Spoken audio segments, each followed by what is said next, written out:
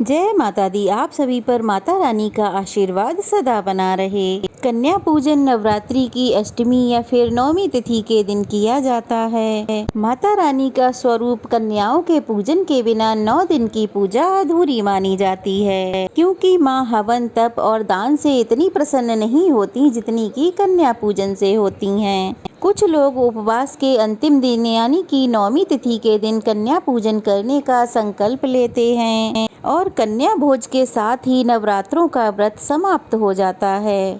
तो कुछ लोग अष्टमी तिथि के दिन कन्या पूजन करते हैं, लेकिन ध्यान रहे कि कन्या पूजन के भी कुछ नियम होते हैं जिसका ध्यान रखना बहुत ही आवश्यक होता है।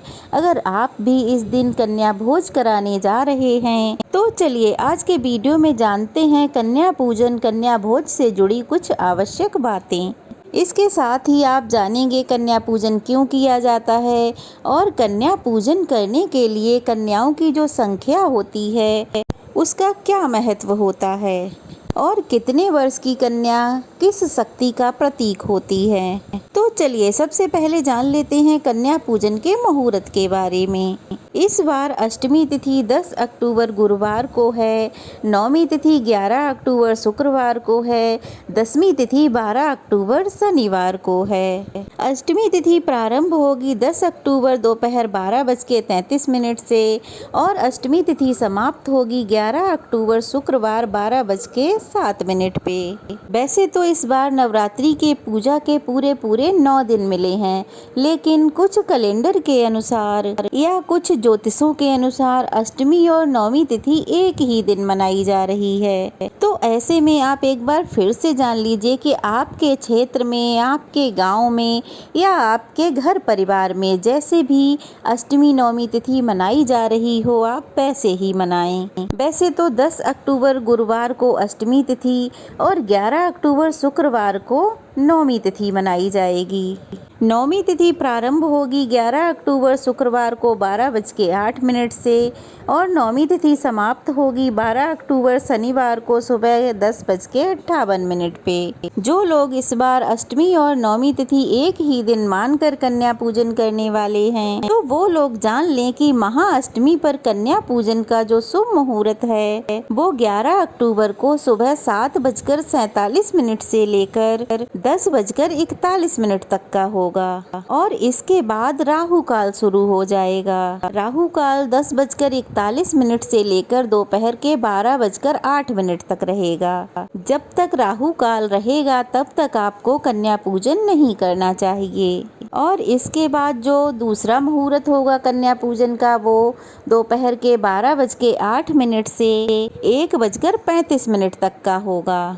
जो लोग 10 अक्टूबर गुरुवार के दिन अष्टमी तिथि मान रहे हैं, जिनके यहाँ पर अष्टमी तिथि के दिन कन्या पूजन होता हो, वो इस दिन सुबह 6:25 से लेकर दोपहर के 12:35 के बीच में कन्या पूजन कर सकते हैं। और जिनके यहाँ नौमी तिथि के दिन कन्या पूजन किया जाता हो वे लोग 11 अक्टूबर शुक्रवार को सुबह के 6:26 से दोपहर के 12 बजे तक कन्या पूजन कर सकते हैं। अगर आपको थोड़ा समय लग रहा है तो आप 1 बजे के आसपास तक कन्या पूजन कर सकते हैं। ध्यान रखना कि दोपहर में ज़्यादा देर से कन्या पूजन करना ज़्यादा शुभ नहीं होता है। नवरात्रि में कन्या पूजन करने से माँ भगवती की कृपा बड़ी आसानी से प्राप्त हो जाती है, क्योंकि कन्याओं में माँ आदि शक्ति का वास होता है। कन्या पूजन के दौरान ये बात ध्यान रहे कि कन्याओं की उम्र 2 वर्ष से लेकर 10 वर्ष तक की ही होनी चाहिए। साथ ही एक बालक को भी जरूर भोजन कराएं, क्योंकि यह बालक लांगूरा का रूप माना जाता है। आदि शक्ति की सेवा और सुरक्षा के लिए भगवान शिव ने हर शक्ति पीठ के साथ एक बटुक भैरव को रखा हुआ है, इसीलिए देवी के साथ इनकी पूजा भी अनिवार्य मानी गई है।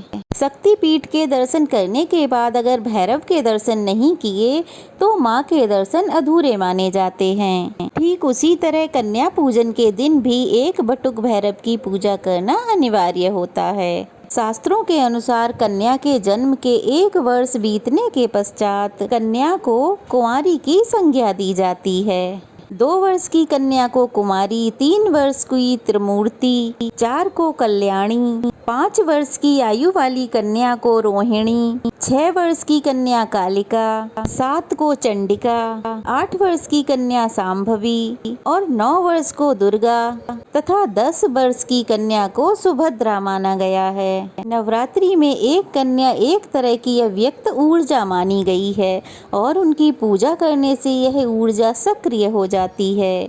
इस प्रकार इस उम्र की देवियों की पूजा करने से सभी देवियों की कृपा और आशीर्वाद प्राप्त होता है। अब कन्या पूजन की विधि जानने से पहले ये भी जान लीजिए कि इनकी संख्या का क्या महत्व होता है। एक कन्या का पूजन करने से भक्तों को ऐश्वर्य की प्राप्ति होती है। 2 कन्याओं का पूजन करने से भोग और मोक्ष की प्राप्ति होती है। 3 कन्याओं का पूजन करने से अर्थ, धर्म और काम की प्राप्ति होती है। 4 कन्याओं का पूजन करने से राज्य पद की प्राप्ति होती है। 5 कन्याओं का पूजन करने से विद्या की प्राप्ति होती है। 6 कन्याओं का पूजन करने से 6 प्रकार की सिद्धि प्राप्त होती है।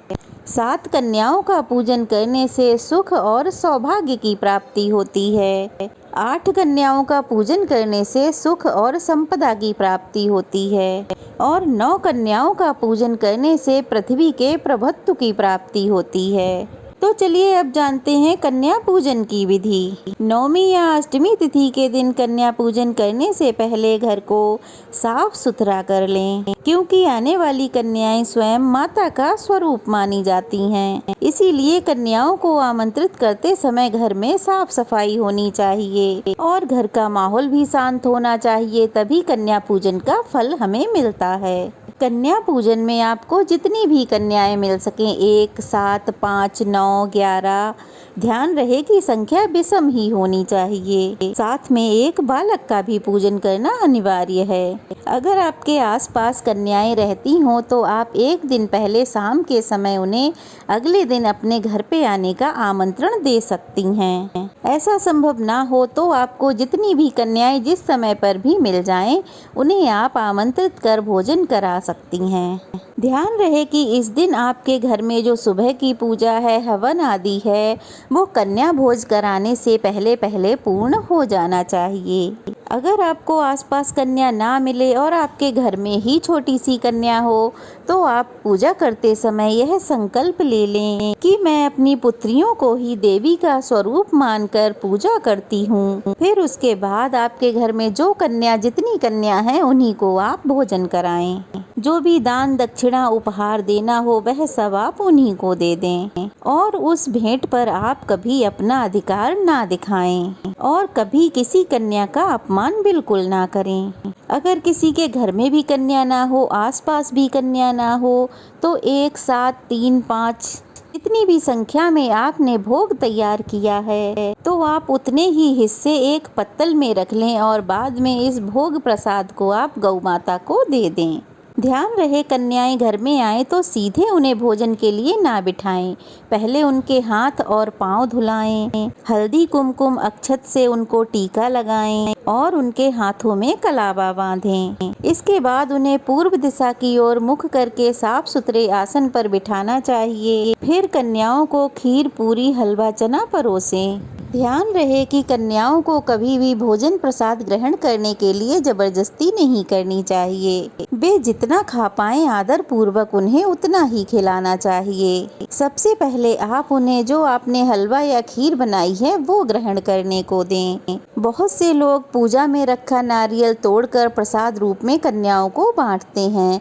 अगर आपके यहाँ भी ऐसा होता है तो आप भी नारियल को प्रसाद रूप में बांट सकते हैं। भोजन कराने के बाद बटुक और कन्याओं के हाथ धुलाकर जो भी उपहार आप उन्हें देना चाहते हों वो उपहार दें। जो भी उपहार आप देना चाहते हो जैसे फल, मिठाई, उपहार, खेलने की वस्तुएं, लाल चुनरी, खिलौने, जो भी आप देना चाहते हो वो उन्हें भेंट दें। आपकी जैसी सामर्थ्य हो पैसा आप दे सकते हैं। अगर आपकी एक चीज़ देने की सामर्थ्य है तो आप एक ही चीज़ कन्याओं को दे सकते हैं। बस उन्हें खाली हाथ घर से ना लौटाएं।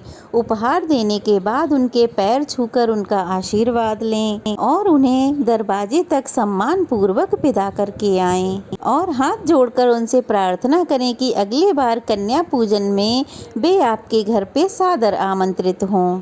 कन्या पूजन करते समय कुछ सावधानियां भी रखनी चाहिए, जैसे कि कन्याओं को डांटना बिल्कुल नहीं चाहिए। पूरी श्रद्धा के साथ उनका पूजन करें। ध्यान रहे कन्याओं को रखा हुआ बासी झूठा उठा भोजन बिल्कुल ना करवाएं। कन्याओं को विदा करने के बाद तुरंत साफ सफाई में नहीं लग जाना चाहिए। अगर आपके पास कन्या पूजन का समय नहीं है या आप ऐसा किसी कारणवश नहीं कर सकते हैं तो मंदिर में आप भोजन बनाकर यथाशक्ति दे सकते हैं। भूल कर भी कन्याओं में कभी भेदभाव नहीं करना चाहिए। कन्याओं के लिए जो भोजन बनाएंगे उसमें भूल से भी लहसुन प्याज या ज़्यादा मिर्च मसाला नहीं डालना चाहिए। कन्या भोजन कराते समय या देवी सर्वभूतेषु कन्या रूपेण संस्थिता नमस्तस्यै नमस्तस्यै नमस्तस्यै नमो नमः या फिर ओम श्री द्रुम दुर्गाय नमः, ओम श्री कुमार्ये नमः। इन मंत्रों में से किसी भी एक मंत्र का जाप कर सकते हैं। कई बार ऐसा होता है कि जो भी व्रती महिलाएं होती हैं जिन्होंने पूरे 9 दिन के व्रत रखे हैं, कन्या पूजन वाले दिन पीरियड्स आने की वजह से वो कन्या पूजन नहीं करा पाती हैं। तो ऐसे में आप अपने घर के किसी अन्य सदस्य से भोग प्रसाद तैयार करवाकर उन्हीं से कन्या पूजन करवा सकती हैं। अगर आप घर में बिल्कुल अकेली हैं, घर में और कोई नहीं है जो भोग प्रसाद तैयार करे, तो ऐसी अवस्था में जब आप शुद्ध हो जाएं, तब आप कन्या पूजन कर सकती हैं। जो आने वाली आश्विन पूर्णिमा है वो ऐसे लोगों के लिए बहुत शुभ होती है। जो अष्टमी या नौमी तिथि के दिन कन्या पूजन नहीं कर पाए हों तो वो उस दिन कर सकते हैं। कन्या पूजन की मशहूर पौराणिक कथा के अनुसार जम्मू कश्मीर कस्बा से लगभग 2 किलोमीटर की दूरी पर हंसाली गांव में मां दुर्गा के एक श्रीधर नाम के भक्त रहा करते थे। श्रीधर की कोई संतान नहीं थी, इसलिए वो अक्सर बहुत दुखी रहा करते थे। एक बार नवरात्रि में उन्होंने कन्या पूजन के लिए कन्याओं को घर पे बुलाया। माँ वैष्णो भी उनके साथ आकर वहाँ बैठ गईं।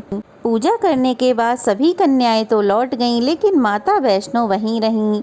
उन्होंने श्रीधर से कहा, जाओ सबको भंडारे का निमंत्रण देकर आओ। उस दिव्य कन्या की बात मानकर श्रीधर ने गांव में आसपास के गांवों में सबको भंडारे का निमंत्रण दे दिया। नवरात्रि में अन्य सब लोगों के साथ और भी कन्याएं आईं।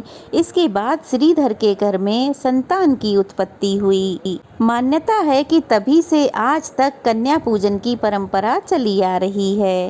ये थी आज की वीडियो। उम्मीद है पसंद आई होगी। पसंद आई हो तो वीडियो को लाइक कीजिए, शेयर कीजिए, अच्छे कमेंट्स कीजिए और अगर नए हैं तो प्लीज़ चैनल को सब्सक्राइब कर लीजिए।